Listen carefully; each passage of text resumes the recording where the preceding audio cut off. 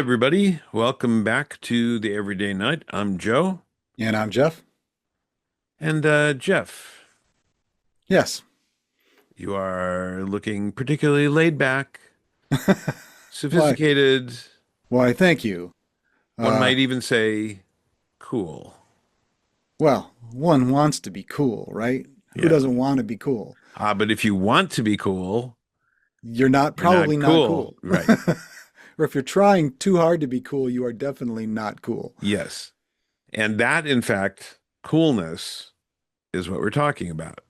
Yeah, I stumbled upon this article from the online magazine Fast Company that talks about a study that has been done for the universality of coolness. What makes someone cool? What Yeah. attributes contribute to someone being cool? A study uh, uh, in the Journal of excuse me, Journal of Experimental Psychology, called "Cool People." Right. Um, Now, before we get into this discussion, I would like to do something else cool. I'd like to pour myself a cool beverage. I think you That's all right. should. What do you what kind of cool mix have you got going on this evening? I have a smoked old fashioned. Ooh, that sounds good. It's good. I I don't have all use the ingredients for an old fashioned at the moment. I use Uncle Nearest 1884. Two kinds of bitters. I use orange and Aztec chocolate bitters Ooh, fancy. and smoked, That and probably it's adds to the smoke nicely. it does, and the chocolate and orange is a great combination. I've So got I've got Founder's Dirty Bastard yeah, Scotch Ale, one of my favorites. So here's to you.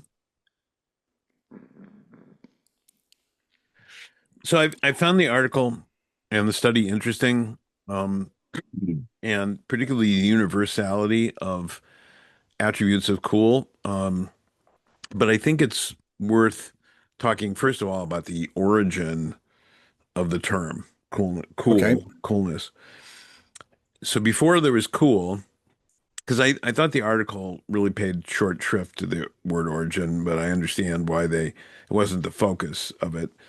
Um, bef so there was hot jazz in the 30s, 1930s, coming out of Dixieland and hot jazz, and hot jazz was fast-paced, frenetic, precursor of bebop. Um, it was emerged in New Orleans, high, really fast-paced, very high-spirited, extemporaneous. Um, hot was what they called it. Um, and in the late 40s, uh, another style emerged that was, in contrast, more subdued, more laid back, more less focused on extemporaneous and energetic, and it was dubbed cool jazz in reaction. All right. And so there, and Miles Davis was recording with Dizzy Gillespie was recording, and there was a compilation that of Miles Davis early recordings called "Birth of the Cool" in the late Okay. 50s. The attributes of cool jazz became the attributes of what it meant to be cool. All right. Okay, so subdued, easygoing, sophisticated, knowledgeable, very good at what they are doing. Um, um, I remember Ken Burns' documentary on jazz, his series, which was really good. He talked about um, Louis Armstrong, who was more New Orleans style and hot jazz, Yeah. playing exactly the right notes. And in contrast, Miles Davis leaving out exactly the right notes, and Okay. and so that was I thought that was really cool. So attributes of coolness. And so that's the background of how the word cool became associated with what is the attributes of the music attached to the word, which then became a more general use word. So I would say that cool is more a universal term now. It's Yes. Yeah. well understood. But I think it, at least my experience of it was probably in the mid 60s is when it became a sort of popular cultural Hmm. thing. Yeah. So it may have existed, as this article says, in subcultures before that, but it came sort of into general, it had trickled all the way down to the generation that made it their thing.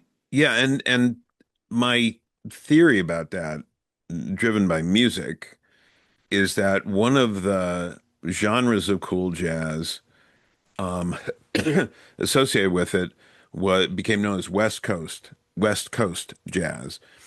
And one of the leading figures of that was Dave Brubeck. And the Dave Brubeck Quartet's Take Five, that album Hmm. was the best-selling jazz album and was widely popular and popularized cool jazz, West Coast style cool jazz. And I think that helped move it into the mainstream, the terminology. Okay. That's my theory anyway. Okay. So, so yes, in the 60s it became, and I still say something's cool. It's Oh, still sure. a word in common usage. And we can say something, I think we say some when we were kids, we were teenagers, whatever, we said, yeah, that's cool, or that's really cool. No. Now you hear awesome more than Yes. Yeah. cool. Uh, and that's all right. I think that that's awesome is thrown around. It's really not, the things that are called awesome now are really not awesome, are really No, not awesome is inspiring awe. yeah, superlative. Yeah. But Yeah. So cool is still, has become, I think means what it's supposed to mean. mhm, It's at a particular level that's positive, but not bombastically terrific. right. It's cool. Yeah, that's cool. Yeah, he's cool. Yeah, that's cool.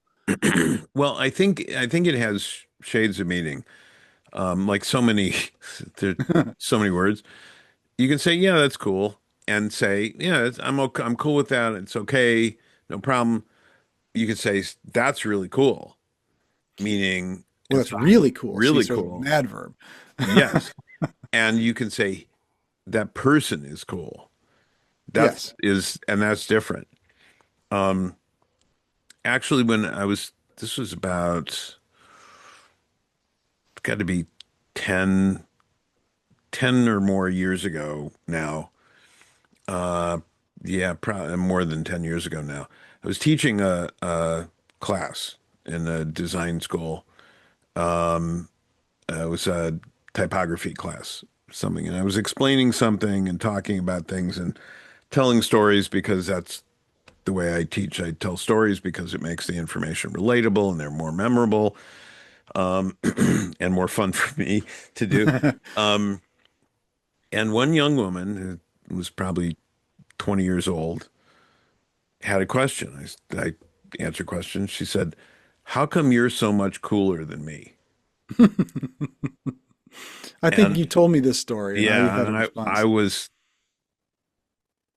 kind of taken aback and stunned. It wasn't on the course material. And I said, well, first of all, thank you.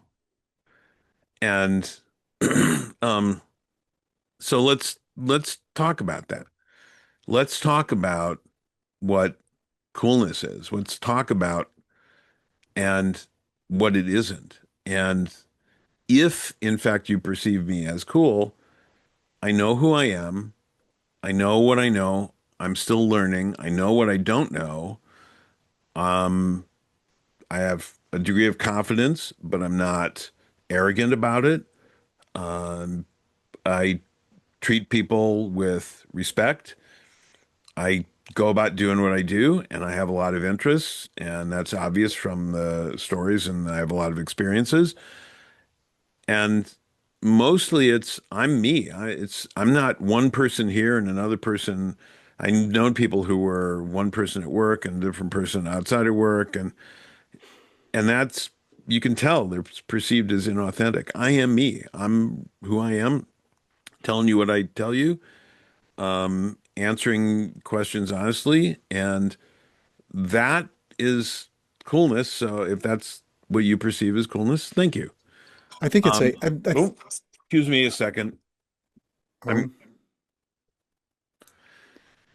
so just to conclude the story, it was I, that was my explanation to the student and thanking for the compliment, of course.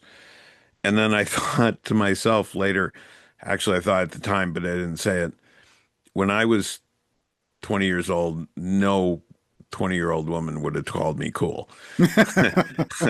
So, um, well, I think I remember you telling me this story back then at the yeah, time, and I think I said, well, being cool is just knowing who you are and being all right with it. yeah, yeah, exactly. And I think that that gets into some of the attributes which um, the they didn't really touch on that aspect in this article of the knowing who you are and being cool with it. Cool, being okay with it, being Right. Well, knowing and I who. think Yeah. they do talk about it briefly in the article that I was reading. Um, but I think that a large portion of being cool is a certain is uh, self-possession, Yes. self-confidence. And in some, Self-confidence and is I think part of authenticity as well. well, I think if you're, it's easy to be confident if you're authentic. Yeah. Um, but we all know people who are their authentic selves and they are not cool. No. And people who are confident and fake. Well, yeah, and that's arrogance, right? I Yes. mean, Yeah. falsely Which confident, which often is a cover for insecurity. right? Um, so the attributes in the article that they tested that became the commonality, and I didn't get to this part, but it occurred to me that they would use something that I studied in when I was studying marketing research, surveys, something called a Likert scale. And we've all seen these in survey questionnaires where it goes from strongly agree, agree, neither Mhm. agree or disagree, strongly disagree, or disagree, strongly disagree. That's a five stage. There are Yeah, six stages. There's a seven stage one, sure, strongly sure. disagree, disagree, somewhat disagree, so on. It's called a Likert scale, and people could rate things on that, and then that gives allows researchers to quantify these surveys Hmm. among people.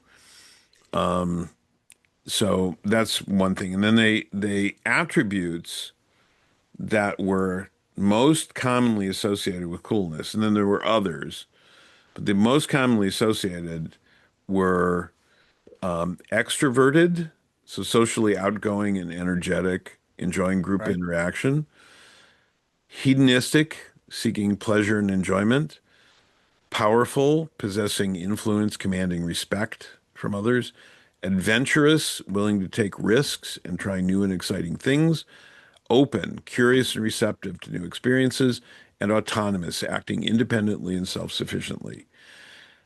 So I thought, well, if those are the aspects of cool, what are the aspects of uncool? What are the antonyms of that? Okay. So, and I think that some of those things that you just mentioned lead to a or indicate or are synonymous with in some ways that self-confidence. And Yes. they also talk about in the article a certain amount of disregard for popular opinion. Yes. And that can be under the autonomy thing, but I think it's more particular that you display a certain disregard for norms. Yes. And we've talked before about the balance between being self-assured, having your own ideas, and consequently disregarding the opinions of others and doing a reality check Sure. of other people. And there's a difference between having a disregard for norms and being disrespectful of your situation or wherever you happen to be. Or yeah, or other, yes. Um, So that's and I think part of what cool maybe is that you're you found that line where yeah. you can be your own person and totally confident in your own opinions without being disrespectful or showing the right amount of disrespect for Yes. something that deserves it. Or yes, in the right situation to something that deserves it. I remember we talked about the Robert Downey Jr. portrayal of Sherlock Holmes Hmm. and how it was it, enjoyable movies, but he wasn't Holmes. He was a Yeah, lot, yeah, not as Arthur Conan Doyle wrote him anyway. no, because Holmes respected societal norms so that he could use them as a tool. Yeah, right. It wasn't because it was so he was he was dressed appropriately for the city, for the country, for the situation, because then his disguises were more effective. He could, he Well, was, for him, societal norms were a tool, an right. investigative tool. Well, and even when he wasn't trying to be in disguise, he dressed appropriately so that he was accepted in the role he was playing as a detective or whatever. He was Yes, he was he was dressing for respect. yes. So, And that's not how Robert Downey Jr. was no, played him or was directed to play him. right. Um, Yeah, complete disregard for the social norms or what was respectable. he was, yeah, played him as a bohemian, Yeah, to use right. the parlance of the time. Um, so the opposite of cool is uncool. And so extroverted would be introverted. I think that's too, for me, too broad a brush because, as you said, there's a line. I think Right. somebody who is comfortable in their own company, but also comfortable with other people, so they are what might be called an ambivert, both having some enjoying society, but also enjoying their privacy and private. There's a Hmm. line between them. So I don't think cool is all the way. And they said this. There's a you can take if you take things too far, it's not cool. If you're adventurous to the point of reckless, Right. that's not cool. But the opposite of adventurous is timid. And if you're timid to the point of having no experiences, then that's not cool either. Yep.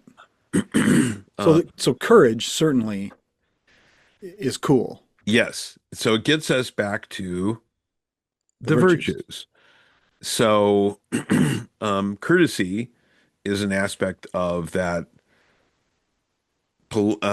being good in a social setting, being courteous, understanding that. Courage for adventurousness, but also courage to be alone in your own company. Right. Right. Um, I thought that it was interesting in the article. They are sort of drawing a distinction between being cool and being good. yes. Yeah. And I thought that was interesting because you want to think someone's if someone's cool, you want to think of them to be at least somewhat good, that Hmm. their intentions are good, not harmful, not evil, not, that they are socially a adjusted enough to be thought of as good. But not all good people are cool, and not all cool people are good, Yes. right? I So there mean, was, yeah, the archetypal cool bad boy, the the the yeah, sure. the rebel without a cause, the James Dean is James Dean, the king of cool in some yes. by some S- estimations. Steve McQueen, Yeah, Steve McQueen, I think is more the king of cool, but um a great phrase I've heard recently was cooler than the underside of Steve McQueen's pillow. and then you've got Jimi Hendrix, who was in another kind of cool at the Beatles, cool in their own way. They were doing their own thing. They were self-assured. They were having fun with it. One of the things that the characterized the Beatles when they started was they were having so much fun, or they seemed to be having so much fun. Um, Sometimes at the expense of whatever establishment was interviewing them at the time. And I think that that led to their being thought of as cool, yeah, is that they could confront the system in yes. some ways. So, um, they did. There were other aspects of coolness, um, kindness, empathy, courtesy is considered cool. I'll ask you this, would you characterize Mr. Rogers as cool? No, Okay. I would not characterize him as cool. He's very he's a he's that good that without being You were- cool. Okay. Um, what Although about, yeah, although if we consider the rebellion if the rebellious nature is a um, uh, necessary component for coolness, he certainly would be cooler now than he was when he was at the peak of his popularity yeah. with his television show. He was certainly warm. Warm, kind, Yeah, gracious, understanding, all the things you want to teach a child to be, yeah, except I think there are certain things that were lacking from his cool content that sort of courage. There's no he didn't have to demonstrate any particular courage, even though he did things like having the Mr. Mailman yeah, oh come and yeah, sit with him. Very courageous things at the time, yes. and that's why I say that he would be more cool now, I think, in some ways than he was then. I think he's cool in retrospect. Yes. Me. Yeah. Yeah, I think the the the virtues that we talk about so often of courage and um honesty, I think honesty is important for goodness, but is it important for coolness?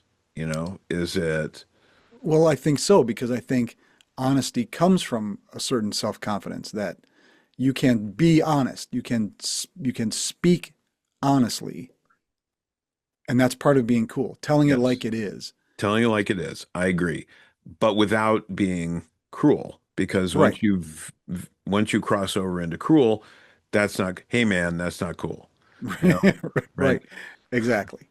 Um, I think perseverance, the fortitude we've talked about, is also an attribute of that.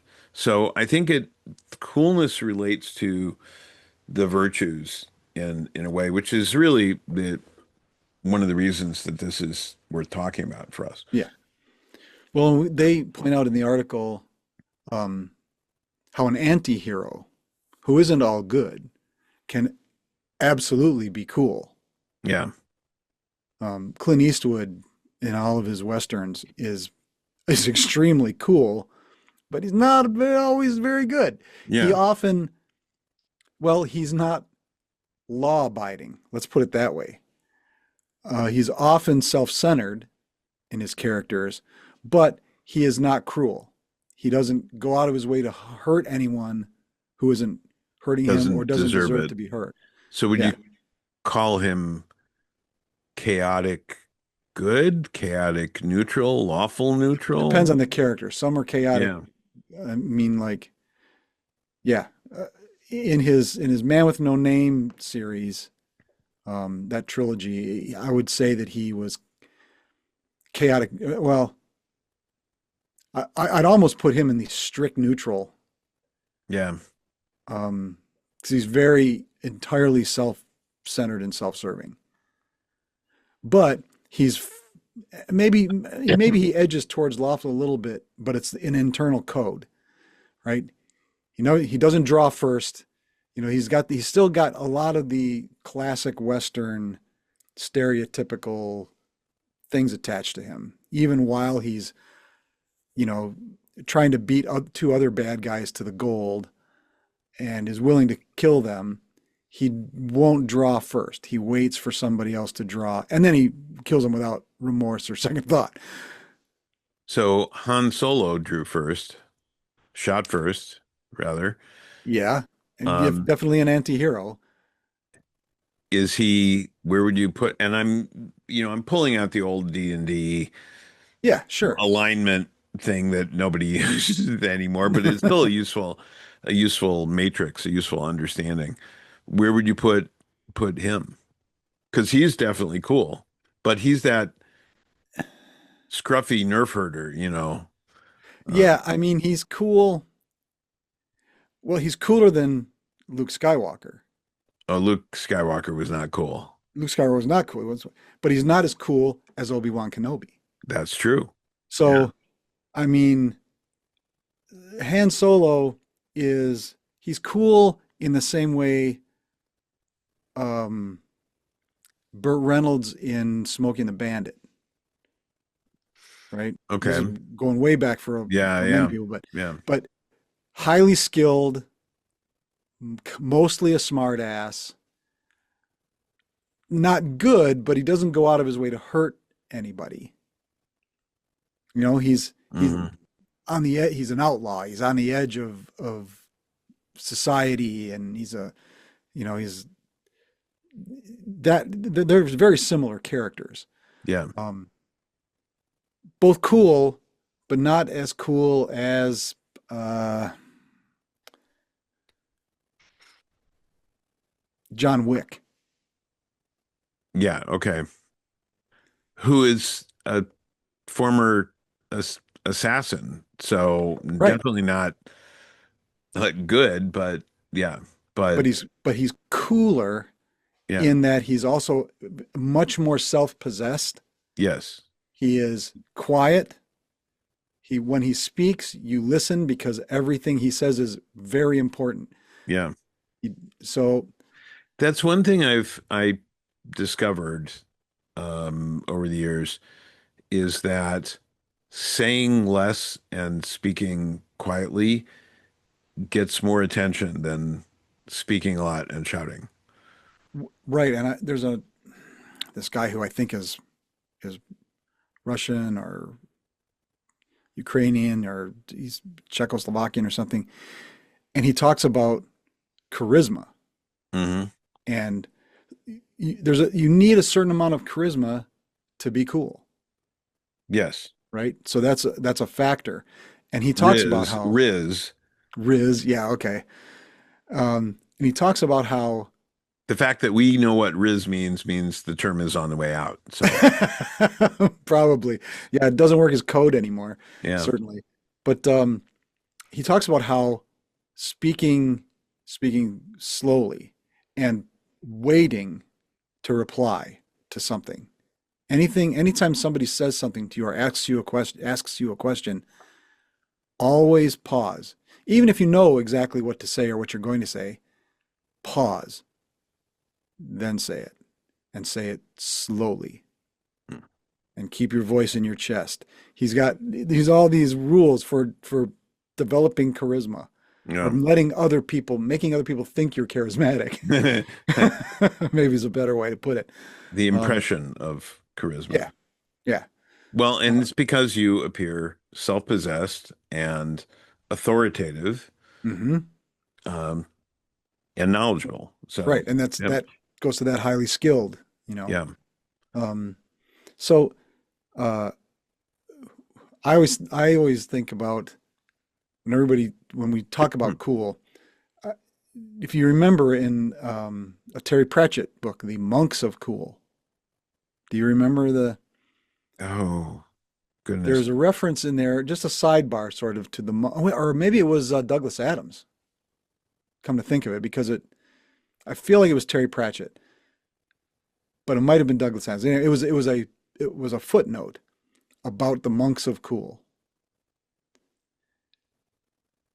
Terry And Pratchett, okay, from which book does it say there? Lords and Ladies. Okay, all right. The So the monks of monks of Cool, whose tiny and exclusive monastery is hidden in a really cool and laid-back valley in the lower Ramtops, have a passing out test for a novice. He's taken into a room full of all types of clothing and asked, Yo, my son, which is the most stylish thing to wear? And the correct answer is, hey, whatever I select.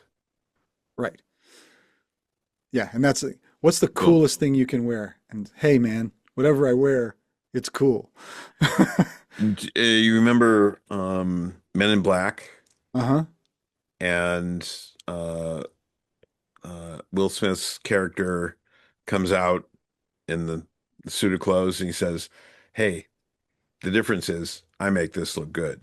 Right, right. And That's cool. yeah, yeah, Um, yeah, but you can also say that Tommy Lee Jones in that movie is cool. he is. He He's is cool. extremely cool. Yeah, But like we were saying before, because he doesn't talk a lot, he doesn't jabber. When he says something, you should be listening because he yeah. doesn't speak unless it's important to speak. He's played a lot of cool characters over the Yeah, years. yeah. Um, And some of them, he's played some uncool, bad characters too. yeah, But so that, again, we keep getting to that. It's courage and it's skill and it's all these things, but it's a lot about presentation. yes, yeah. Um, Um, but an honest presentation, I think that it's if once you see through someone's fake presentation, they cease to be cool exact, immediately. They exactly. drop off the cool cliff like Yep, yep. Um, yes. And well, I gotta go listen to some Miles Davis now. So yeah. so and again in this article, the quoting from the paper, it says being capable is both cool and good, but not distinctly either one. Oh, that's interesting. Yeah. That So you have really capable villains, but they're not cool. no. I mean, But mm, Alan Rickman could walk the cool villain line like yes. nobody Yeah. else. I just saw a really interesting analysis or article about his approach to playing the character in Galaxy Quest Mm, hmm because it could have been over the top. It could have been, but he his approach to it was so meticulous, including how he stood, how he moved, how he gestured to portray, because he was portraying a classically trained Shakespearean actor who was frustrated at being typecast in this role that Right. he thought was beneath him, but then he embraced fully, and then it was fascinating, and it was It's his interesting. approach to his craft was so cool. It's always interesting to me, watching an actor acting like an actor. Yeah, I mean, Yeah, yeah, you have to layer your acting because you have to be the character and then the character playing another character in the like yes. in the Robert Downey Jr. Uh, Tropic Thunder. One of Oh, oh, yeah, wow. the Um, there's a scene in I think it's Prisoner of Azkaban where Hagrid is released and he comes back in to Hogwarts and there's everybody applauds and he has a moment and Robbie Coltrane's the actor and he's been a lot of was in a lot of things. He was a great actor, but I was so stunned because all he said was saying is, and I'm paraphrasing, essentially, he calls the kids by name. He says, "I just want to say thank you," and essentially that's the line. But what he brought to that, the depth of meaning, the phrasing, the pauses, the inflection, the all of that. It's like how the hell do you do that with just like 6 words and convey all that? It was just brilliant.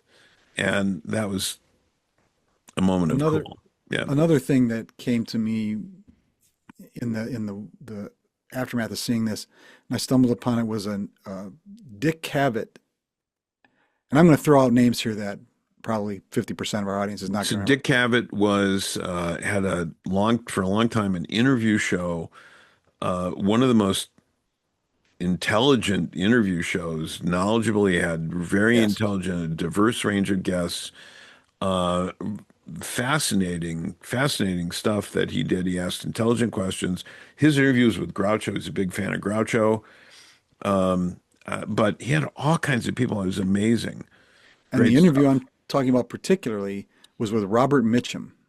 Oh, We're talking cool. about actors, and Robert Mitchum in this article I'm reading was so laconic, was so not interested in his own fame, and not um, kind of almost disdainful of his job as an actor. That and Yeah. because Dick Cavett asked him about, what did you do for this role or whatever it was, and he said, I just read the script and showed up.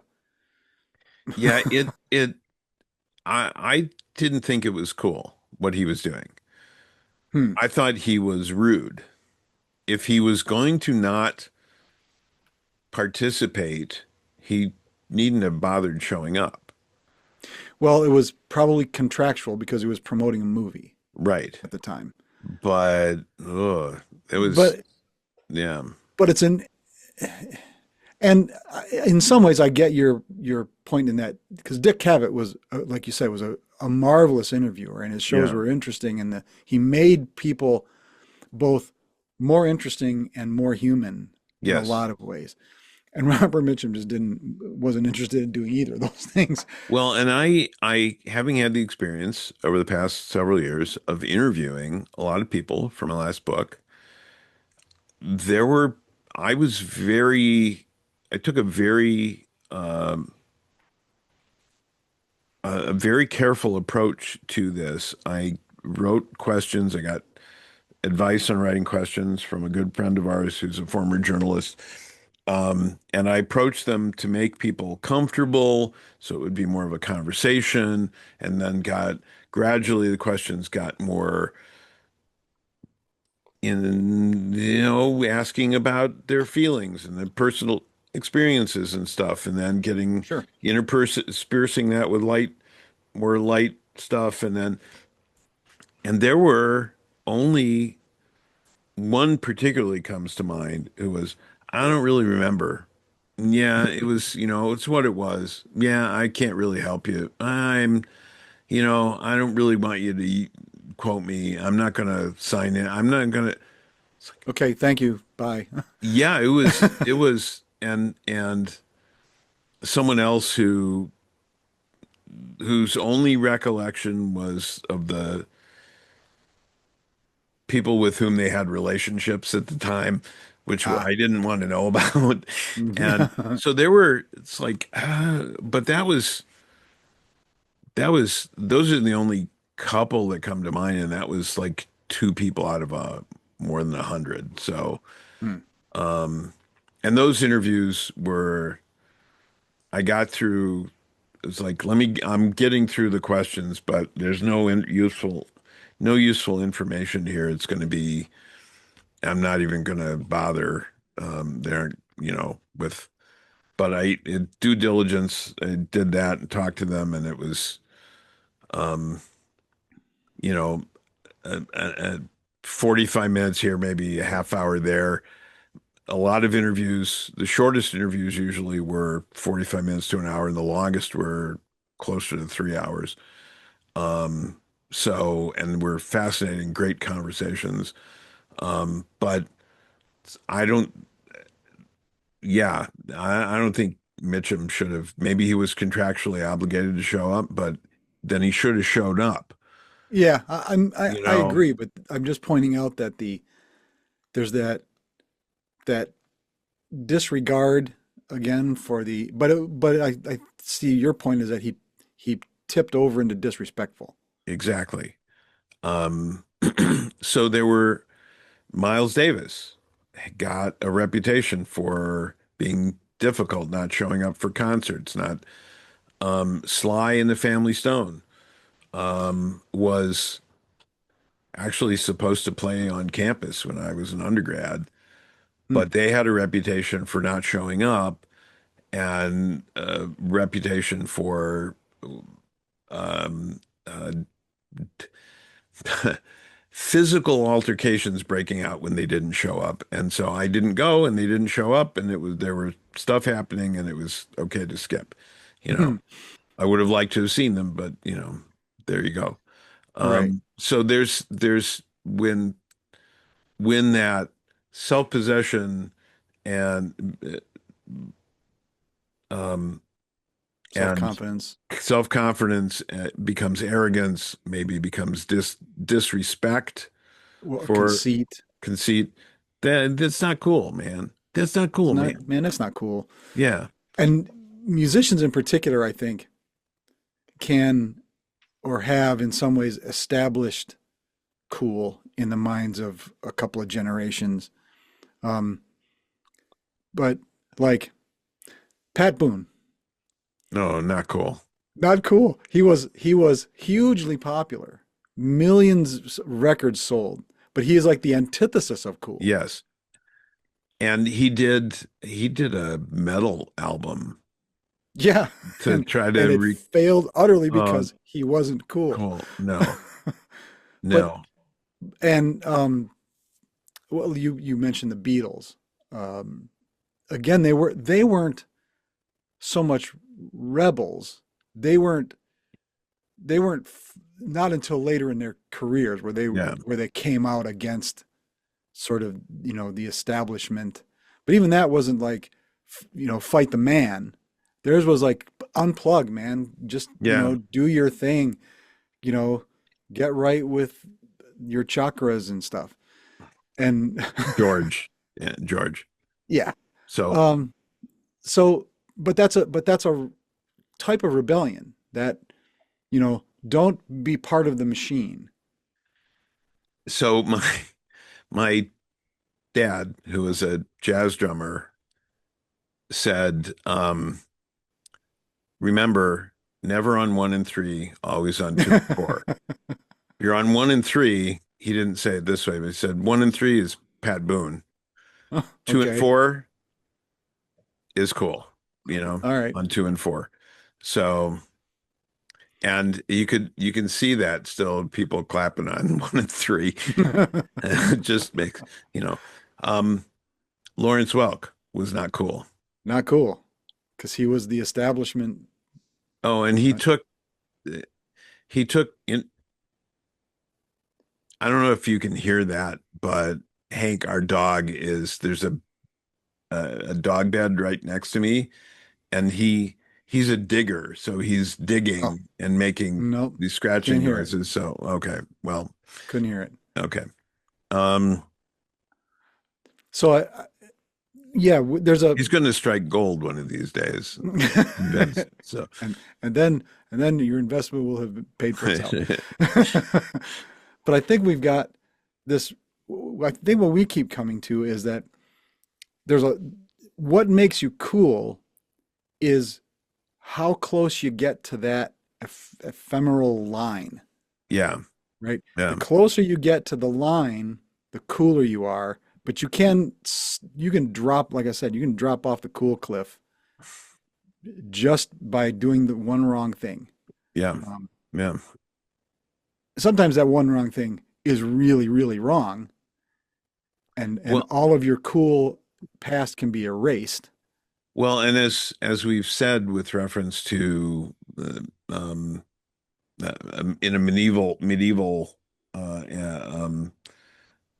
reference and talking about the virtues, the renown of a lifetime can be destroyed in an instant Yeah. by a misstep. So I think that that's one of the things that I think we've both become aware of and cautious in our demeanor, our actions, our words, because we know it's easy. But I think you can recover from things if you follow my mother's four steps of an apology. Right. You can recover from it.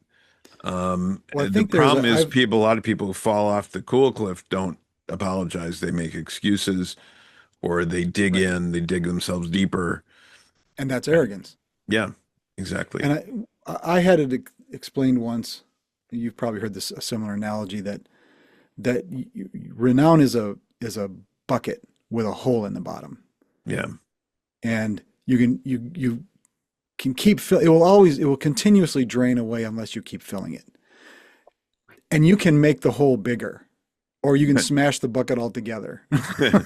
Yeah. But you know you need to keep putting you need to keep adding deeds to your renown bucket, right? Or it will perhaps it perhaps the hole isn't in the bottom. Perhaps the hole is somewhere up the side, and at some point you will hit base renown if you don't Yeah. keep putting it in there. I think you can, it's possible maybe you can move the hole up. Maybe Yeah. it's a Okay. movable hole. Okay. Yeah. Okay. I got a hole in my bucket. No, we can't start that song that we all learned in grade school. But No, I'm just talking about the Beatles again. oh, that's a Beatles song. Oh, Well, no, in Yellow Submarine, he says, I've got a hole in my pocket. In the animated version, he takes the hole and puts it in the bottom of the that's right. sea, and then there's a song, and but he says a hole in me pocket, and I said a hole in me bucket, and that was clever Ah, because okay, if except you got I didn't get the Beatles reference. I right, went right to the stupid song from the hole in the bottom of the sea with the frog on a log with the thing no, with the no. no. This was I have no idea what you're talking about. there's a hole in my bucket, dear Liza. There's a hole in my bucket. You know, dear I Liza, a still have hole. no idea what you're talking about. It's this conversation between this guy who's um this his wife or a woman wants him to do a chore and he can't because there's a hole in his bucket and she says go fetch some water and he says I can't because there's a hole in my bucket. She says well mend it. He says well I can't mend it. Well why not? Well because I don't have any well, I don't I have any straw. And she goes here's some straw. He goes oh the straw's too long. She goes well cut it. Well I can't cut it. She goes because my knife is dull. Well sharpen it. Well I don't have a stone. Well here's a stone. Well I need the water for the stone. Well go get some water. Well I can't because Because there's a hole in my bucket. So for want of a horse, the kingdom is lost. For want of a nail, for want of a shoe, for want of a yeah, shoe, want of a nail. yeah. Yeah. My It's kingdom this for a whole horse. long Yeah. song with the same chords over and over and over again. So, but anyway, that's where my mind went instead of the Yeah. Beatles. Yeah. Yeah. The Beatles are cooler than a hole in your bucket.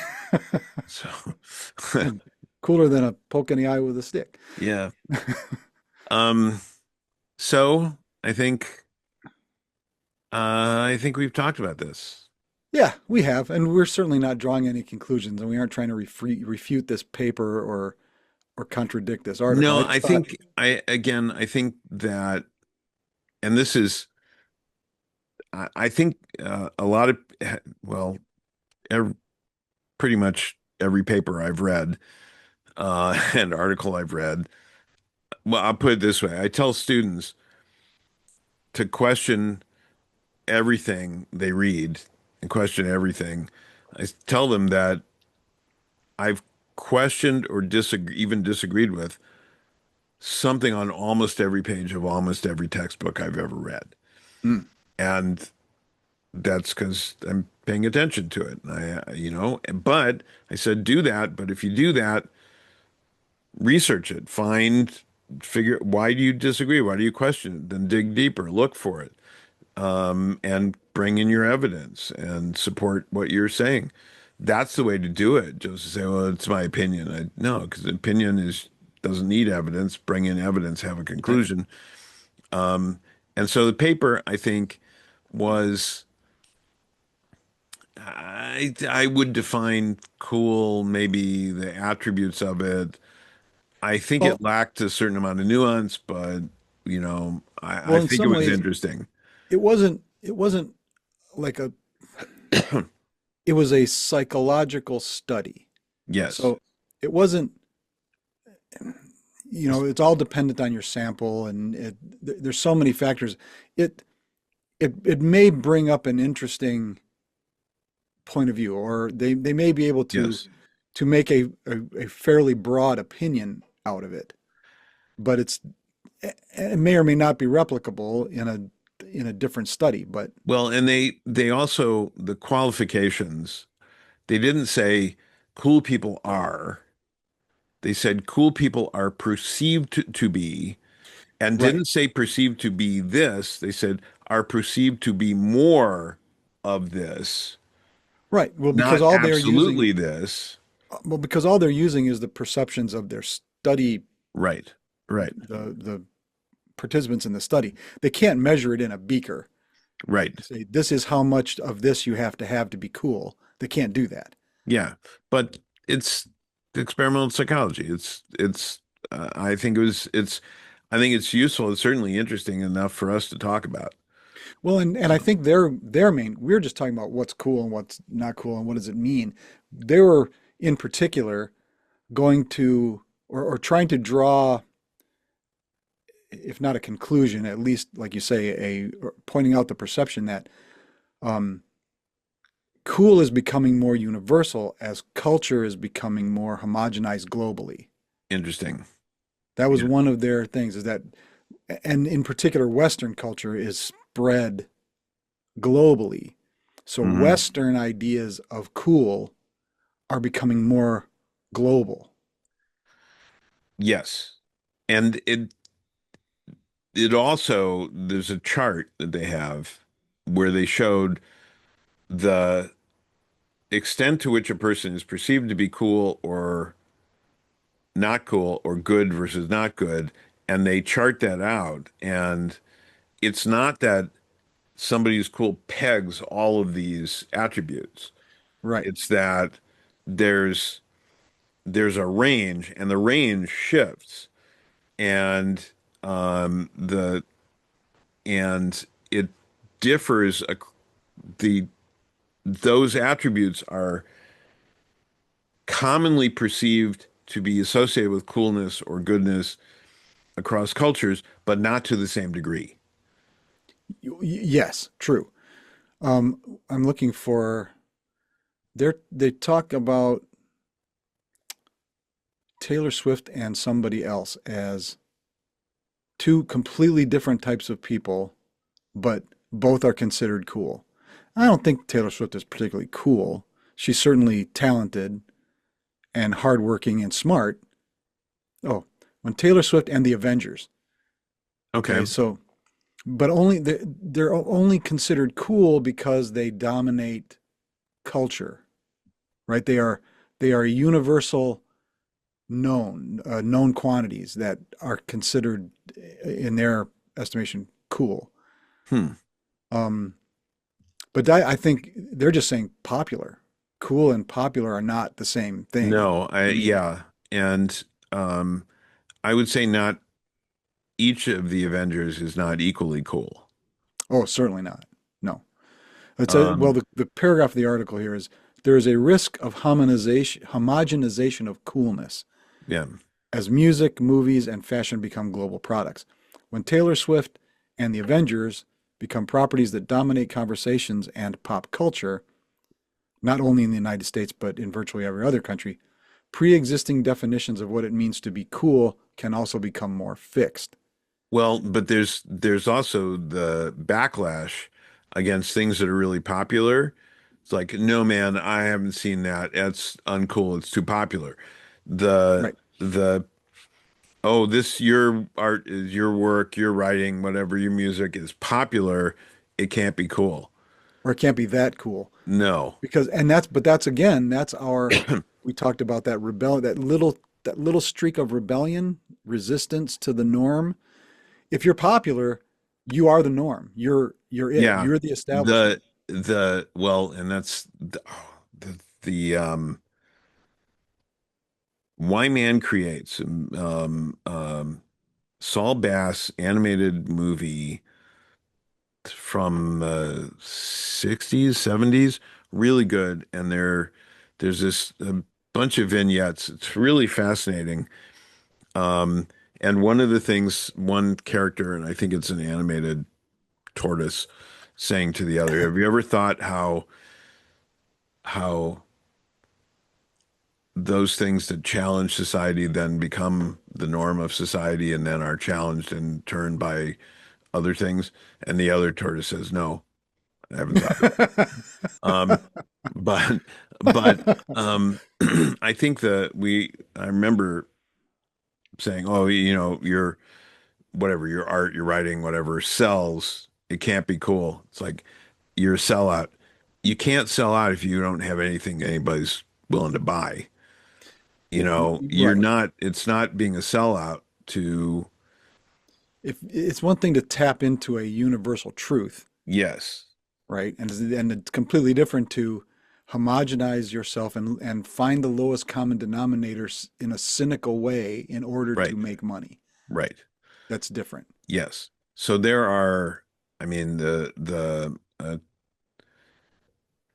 Thomas Kincaid, the painter of light or Yeah. painter of blight, as we used to call, who had at one point was so popular with his kitschy cottage, what might be called cottage core Yeah. little Formulaic. houses in the, he had retail stores and someone could go in, buy a painting and then add their own brush strokes to it to make it their own. Oh yeah. It was horrible. And it had, you could get ones with lights that were Oh embedded yeah, in yeah. it. And it's like, oh my God, that just horrible stuff. Um, Well, I mean, definitely not cool and gone now, as far as I can see. well, Um, yeah. I mean, it was probably never cool, but it was never. I mean, did he ever have any um uh virtue? Did he ever have any uh skill, class, integrity, I guess, as an artist? Probably once. Probably. Because he was certainly skilled at his craft. that well, he could do a thing. Right. But he fell into this rut but it turned out that that rut was full up with money. Yeah, yeah. Well, I think instead, uh, I don't remember their first names. Keen was the name of the couple, and there were these. You've seen them, I'm sure. These children, paintings of children with really big Oh, eyes. yeah. Um, and I thought at the time this is just kitschy crap, but it turned out it's actually a kind of weird, very weird story. She was the painter and creator, and he simply took credit and Yeah. for everything she did. And they got divorced, and he wanted to claim all the property, all the rights to it, and she stood up for herself, which was cool, and said, "I'll meet you here at this time and paint live, and we'll see who can paint." And she did, and he didn't show up, and everybody Yep. knew it was her, and that was cool. I may not have liked the work, but I admired what she did, finally standing up for herself. So, Well, Sonny and Cher. I mean, yeah, yeah, I don't. She was cool. He yeah. was not. No, no, um, and you can tell listening to their early work, you can tell who the talent is and who the barnacle is in that. yeah. And well, Ike and Tina Turner, Tina Turner is cool. yes, Tina he Turner's cool. he had some talent, but musical skill, but he was definitely uncool. Well, And and that there's that cool Cliff I was talking about. It yeah, turns out he yeah, was an abusive asshole and he was suddenly not cool. Couldn't get yes, what was it? yeah, Couldn't get well, he yeah, couldn't get hired. He could not yeah, get a job. And yeah, Tina Turner's career took off yes, after they split. yep. And lots of examples of that. So but I think really kind of to conclude, I think, which we've started to do several times, um, you said something, and that's early on, and I think it's true. Trying too hard is not cool. Trying to be cool is not cool because it's about, as you said, knowing you who you are and being comfortable with that and be good with that, but not settling for that, I'll add, but keeping on to Okay. keep trying and improving. Because once you become self, there's a difference between being self-assured and self-satisfied. And once you become Mm, self-satisfied, you're headed towards the cool cliff, yeah, right? that's true. Complacence is not cool. Right. So, All right. okay, Well, cool. Well, thank you, everybody. Uh, please like and share, subscribe, suggest what you'd like to hear us talk about, and hey, be cool. And until we see you next time, be thou a good night. and cool.